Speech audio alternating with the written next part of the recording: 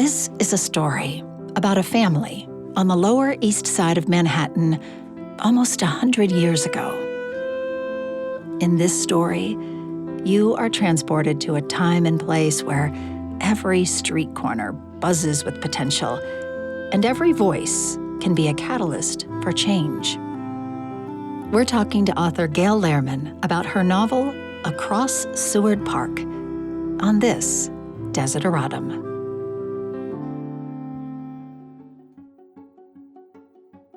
A desideratum is an essential thing. I'm audiobook narrator Teresa Bakken, and I found so many essential things in this conversation. For me, this is not just a chat about a historical fiction. It's also a mirror reflecting our own times, our own challenges, and our own capacity for greatness. In her storytelling, Gail Lehrman explores the potency of words as tools for persuasion and instigation. She delves into the conflicts that arise when ideology meets practicality, and she explores the delicate balance between self-interest and altruism. At the point we picked this story up around 1917, the Lower East Side of Manhattan was the most populated few square miles on the face of the planet. Wow.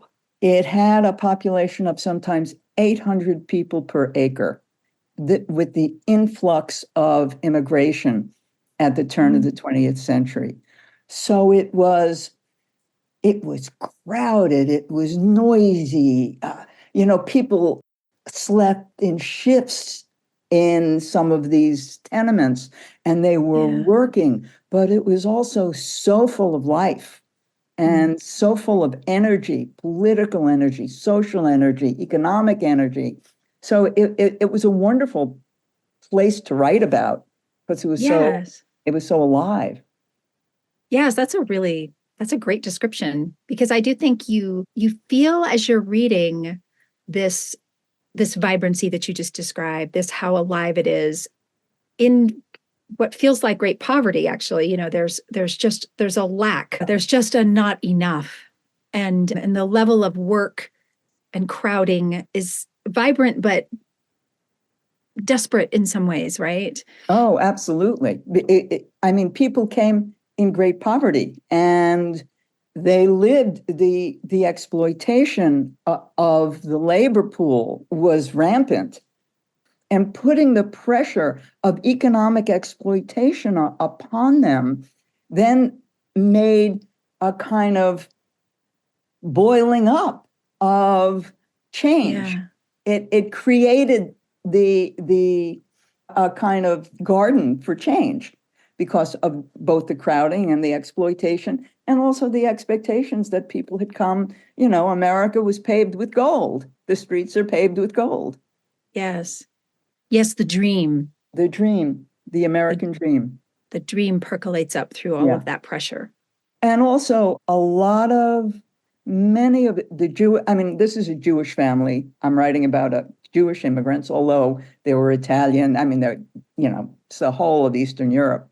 But many of the immigrants who came from Russia came after the failed 1905 Russian Revolution.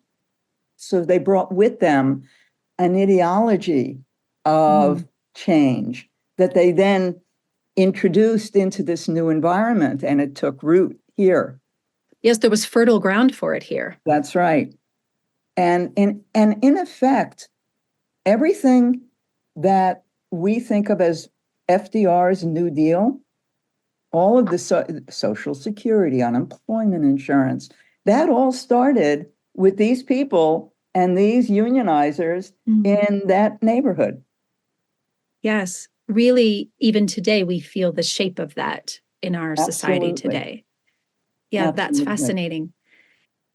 I guess for me, all three of these main characters, we have Irving, and we have his sister, and then we have her daughter. Mm-hmm. So all three of them, through poverty, through lack, make things happen. they each, one of the most striking things to me about what these points of view had in common was they push with their words. They each at one point in their stories are able to be persuasive and make something happen through their words. That words are powerful to each of them. I'm thinking about her being able to get the loan for the store. Right. I'm thinking about Shelley being able to connect with this real estate mogul. I'm thinking about Irving getting this organization to help him search for his brother, even though that is not part of their mission. Right? That they're persuasive and are not daunted. Right. Well, that's very interesting. I had not made that connection between the three of them. So I'm going to have to think about this as we're talking about it. Partly one issue is, as a writer, your main character needs to be an instigator. Mm-hmm. So just because I didn't start out with a strong plot in my mind. There's this distinction in writing between a pantser and a plotter. Yes. I'm a total pantser, complete. This is a fly by the seat of your pants. Fly by the seat of it your unfolds pants. for you through the characters. You don't have an outline to begin with. Exactly. Yes. And there were points where I got really stuck and I didn't know what was going to happen next. But one thing I had learned is that if a character is going to be your main character, at some level it needs to be someone who instigates action. So that's one thing, I guess, playing into it. It's a verbal culture. Jews talk. So these people talk and they use words. That's true. Yes. And words are powerful for them. Yes. Well, I mean, I think it was just in contrast to, because you put the reader in the middle of some dramatic conflict. That's physical conflict. This is in the, our setting is in this time of unionizing and trying to get rights for workers. And these workers band together, see the collective power of their voices, but they're beaten and put down in their attempts to strike. And there are some scenes where it's tragic, the violence of it. Yeah. So I guess, I'm not sure where the question was. It was such a contrast to me that then you move the story. Just funny, you said you instigate, right? You move the story through the power of words. That's very interesting. Of course, that's historically true, that both the government and big business were in cahoots to repress the unions and unionization, and many union people were killed, arrested. Yes. Unions were not easily accepted by the powers that be. Well, they threatened the status quo. They threatened the status. They also, it was an affront to human greed, right? It was an assault to human greed. And that's one of the other sort of themes to me, is this idea of selfishness, which is, kind of an individual trait of human greed, versus altruism or sacrifice for something greater. And you play with that a lot in this story, I think. Absolutely. That's absolutely intentional. Thank you for noticing that. One of the distinctions, I think, between the America of pre-World War II and the America of the 50s and early 60s, it's almost like after World War II, you had suburbia, you had the people exiting the city out, and then it's like, get for yourself.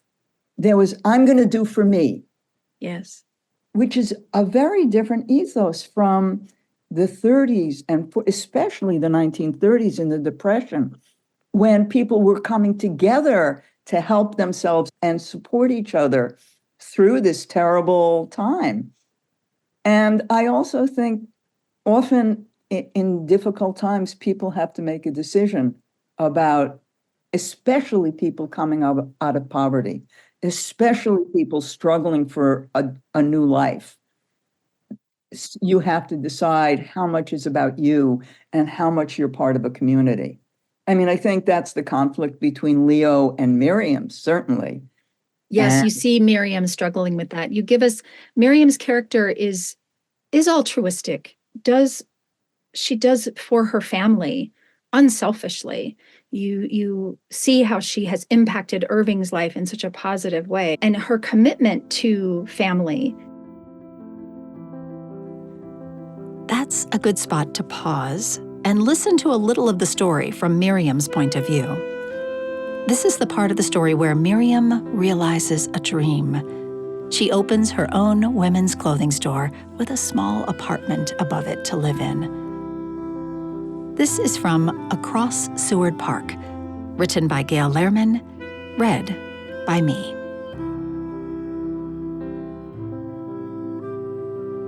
For weeks later, hauling brooms, mops, buckets, and scrub brushes, I march into my new building, my brother Irving at my side. If only Artie could see this, Mary. You started with nothing. Now look at you. It stays nothing until it doesn't smell. I hand him a bucket. The apartment. Don't come down till it's done. My boss, 2 minutes and already a sweatshop. He nudges my shoulder and tromps upstairs as I push open the alley door. It's chilly, but with the front door also ajar, the airflow will help fumigate.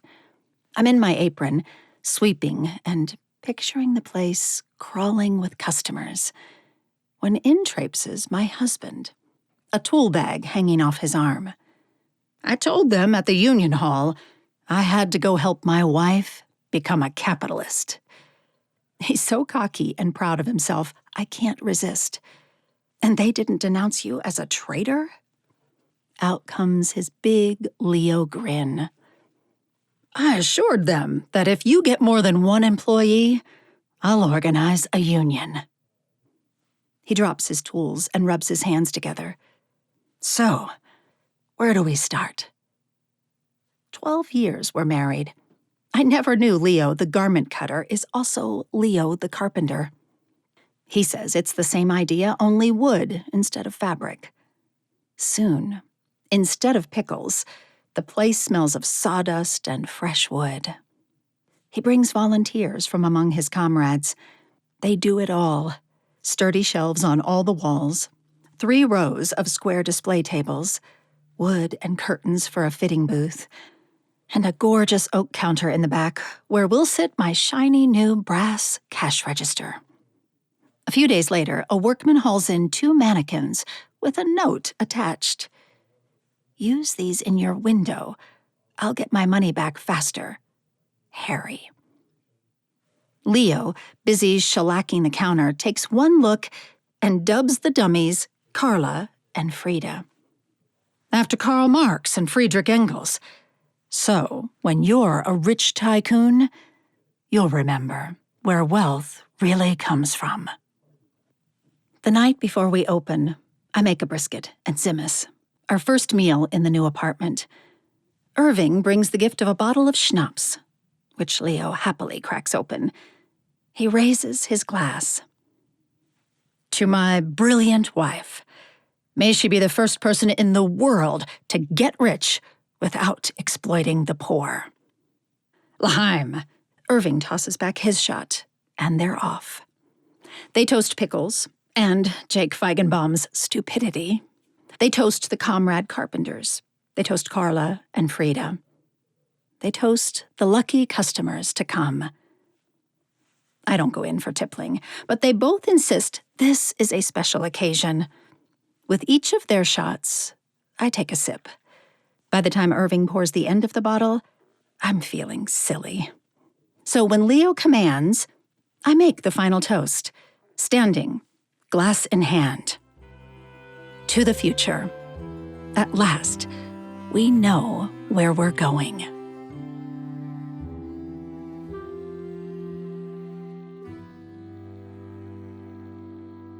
She does for her family unselfishly. But she inherently thinks that her way is best. Like her version of unselfishness is the way you're supposed to do it. Well, she is a survivor, and she's practical. She's practical the way somebody who has to be practical to survive is like, we're not going to make big dreams here. We got to put food on the table. We got to pay the rent. It's fine. You want to go be in the union. You got to pay the rent.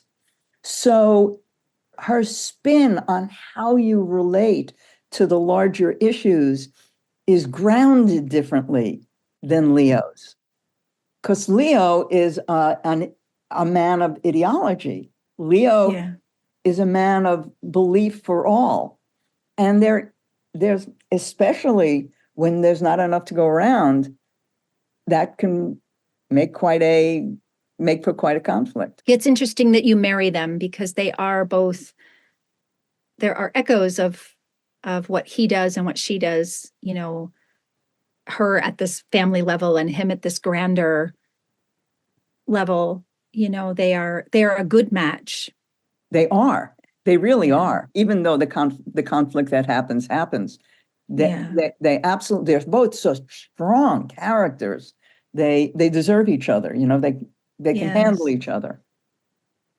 Yes, but she's stubborn. Oh, she's tough. They are both stubborn, I guess, but she really is stubborn and she sticks to it. I always think of Horton the elephant from Dr. Seuss. She says what she means and she means what she says. Yes. That's how Miriam is. I'm telling you, these peasant women, they were the rock that their families were built on. And whether in the old country or here, they were just, my family is going to survive. We have to. And I'm very pleased that you like Miriam, because I have had readers who take great exception with some of the choices that she made and find fault with her. And I understand that, but I'm a fan. Yes, I'm a fan too. I did enjoy her. I was just relating to the fact that she really did think that what she was doing was best. She, at one point in the story, and I don't think this is a spoiler, she decides to not share something with her daughter, with Shelley. She decides to hide a family member from Shelley.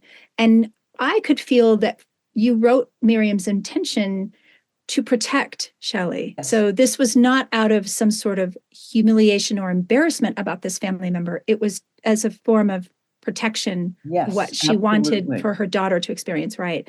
But yes, from the outside, you could see it as being this callous and hard. And so the family member we're talking about is Artie. Right. And Artie has been diagnosed with epilepsy. Mm-hmm. And in this time frame, that's a great curse. Absolutely. For him and really for his whole family. That's right. So why did you create the character of Artie? Like, when did he come to you as this is an integral part of this family's history and story? That's a good question. So here I am. I don't have a plot. I have characters. I have a time. And then I needed an obstacle, right? I have theater training and theater background. And one thing that when you're building a character on stage is one of the major questions you ask yourself is, what's that character's obstacle? When they walk into their room, what is their intention? What do they need to do? I needed to provide an obstacle. And the political stuff in the union building and that is a broader thing. I needed to give Irving a real personal goal. That's where Artie came from. Yeah. Yes, Artie's relationship to Irving is how we first meet Artie. And Irving has just such a sincere love for this older brother. And so it's heartbreaking when Artie's condition becomes dramatic and dangerous, and rather than having a treatment at the time, in this time period, he was removed from the family, disappeared from them. And it's then part of Irving's quest through the story to find him, to reconnect with him. And so that is a big part of Irving's storyline. But Artie also becomes a big part of Miriam's storyline. You've woven how she reacts, responds. They have different reactions. They handle it differently. In a funny way, the story opens with, in effect, the destruction of the family unit. Yes. And the most loving presence in that family is Artie, who is taken away. Mm-hmm. And then both Irving and Miriam separately have to figure out how to reconstruct. And if anything, Artie represents the empathic, loving heart of the family that they both then need to look for and find. Yeah. Yes. I don't know if I had it that abstractly in my head when I wrote it, but I think that was part of it. Mm-hmm. To maintaining your humanity under very difficult circumstances is challenging. And I feel like both Irving and Miriam succeeded. I think Shelley's another question entirely.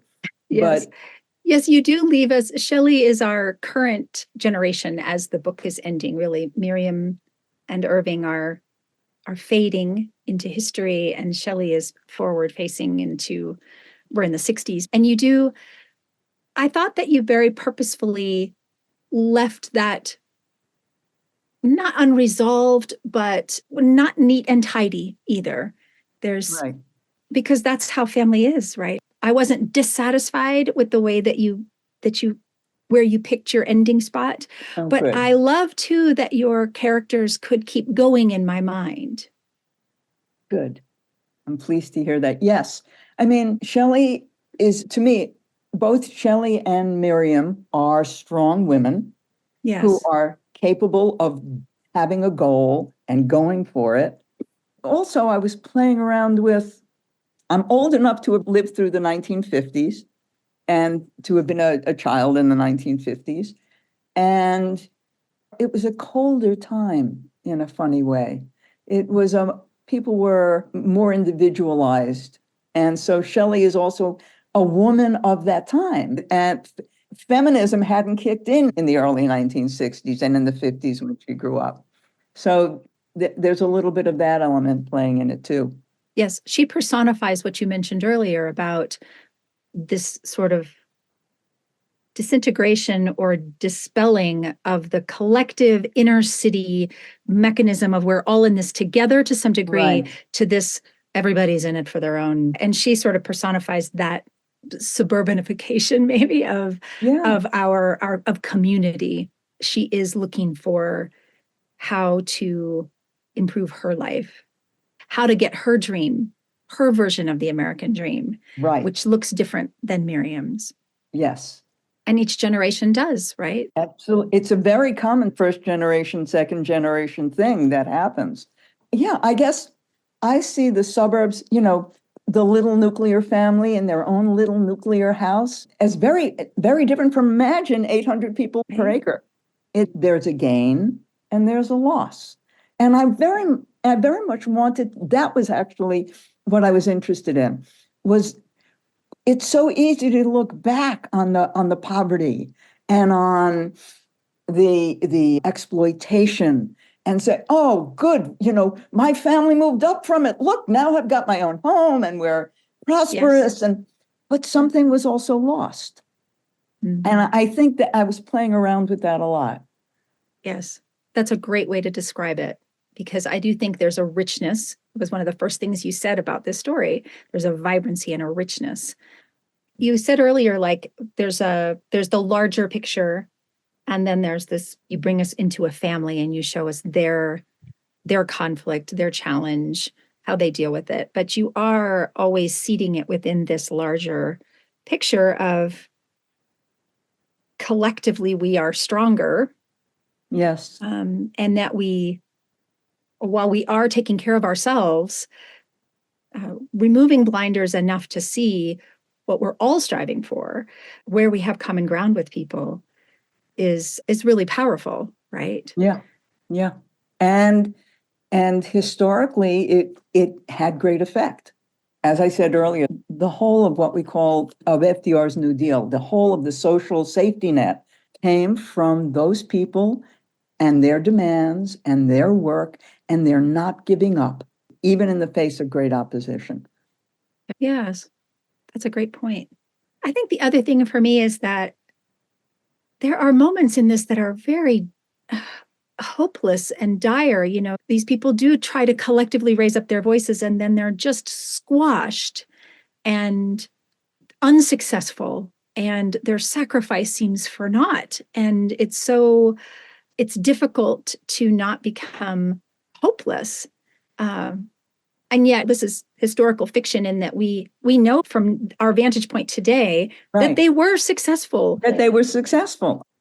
So for me, one of the relevancies today is that it is a very hopeful story about the power of collective voice. Yes, right. It's not an easy task. It's just simply not. It's hard work, and you have to stay at it. Yes, and also just that there is the corruption of human greed. Oh, yes. Always. This is a constant. Absolutely. It never goes away, isn't it? It's just shocking to me how it just doesn't go away. And that's the other thing. The struggle never goes away either. Maybe that's why I had it fail, is that the struggle never goes away. It's never like you can just sit back on your laurels and say, okay, we're done. We don't have to do anything. I'm going to go up to my little house and not worry about it. You just can't do that. Democracy takes vigilance, constant vigilance. Yes. Was there anything else that I didn't give you a chance to talk about that you wanted to talk about? I don't think so. I think we covered a lot. Oh, good.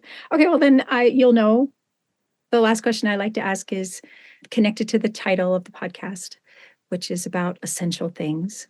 So I just like to ask storytellers that share this time with me, for you, and you can answer it anyway. You can answer it as a writer or a former English teacher, former programmer, all of the many hats you've worn.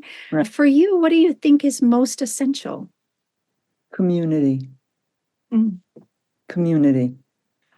I could not have written this book without my writing community. Yeah. And for me, I do best when I'm embedded in a community of my friends and peers. So that's essential. Yeah, and I think it's interesting because throughout our lives, our community changes. Oh, yeah. There's new community at each stage. I think there are some people who are comfortable in, I hesitate to say it, in isolation. And that's fine. But I think better in the presence of my friends. I learn better. I function better in the presence of other people. I have never found writing an isolated activity. Yeah. Let's put it that way. That's interesting. Have always been people either directly in my head or directly there. Yeah. That's an interesting take. I think a lot of authors feel alone in their work. So that's very fascinating that for you, it's a collective or communal experience. Yes, very much. Very much. Yeah. The book started out of a workshop. I was sitting in a room with, 6 or 7 other people. And I write online every morning from 7 to 8 with a group of people. Community. Yeah. Yeah, I love that. Well, thank you so much, Gail. Thank you. Thank you very much. This is really fun. I hope you enjoyed getting to know Gail Lehrman as much as I did. I'll put a link to the rest of the story, Across Seward Park, in the show notes.